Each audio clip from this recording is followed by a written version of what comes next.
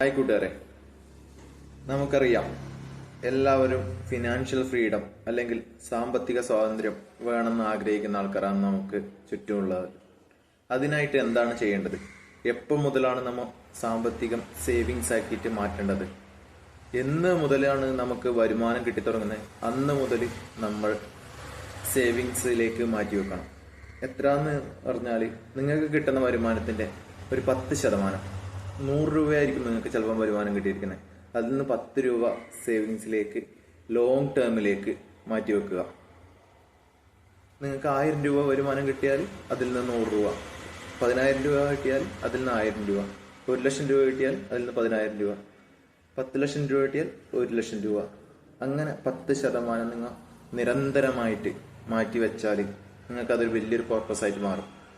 ആ ഫണ്ട് നിങ്ങൾക്കൊരു എമർജൻസി ആയിട്ടും നിങ്ങൾക്ക് ഏതൊരു സിറ്റുവേഷനും അതൊരു ബലമാണ്.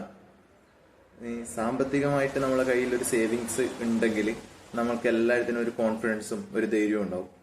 അത് ഈ ബ്രേക്കുള്ള വണ്ടി ഓടിക്കുന്നതും ബ്രേക്ക് ഇല്ലാത്ത വണ്ടി ഓടിക്കുന്നതും തമ്മിലുള്ള വ്യത്യാസം പോലെയാണ് സാമ്പത്തികമായിട്ടൊരു ബാലൻസ് ഉള്ളതും ബാലൻസ് ഇല്ലാത്തതുമായിട്ട്.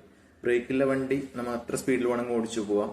നമുക്ക് എന്തെങ്കിലും ഒരു എമർജൻസി സിറ്റുവേഷൻ മുമ്പിൽ വന്നാൽ ബ്രേക്ക് ഓട്ടിട്ട് സ്റ്റോപ്പ് ചെയ്യാമെന്ന് വിചാരിക്കും.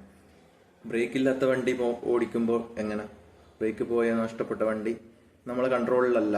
അതുപോലെയാണ് സാമ്പത്തികമായിട്ട് ബാലൻസ് ഇല്ലാത്ത, സേവിങ്സ് ഇല്ലാത്ത ആൾക്കാരുടെ അവസ്ഥ.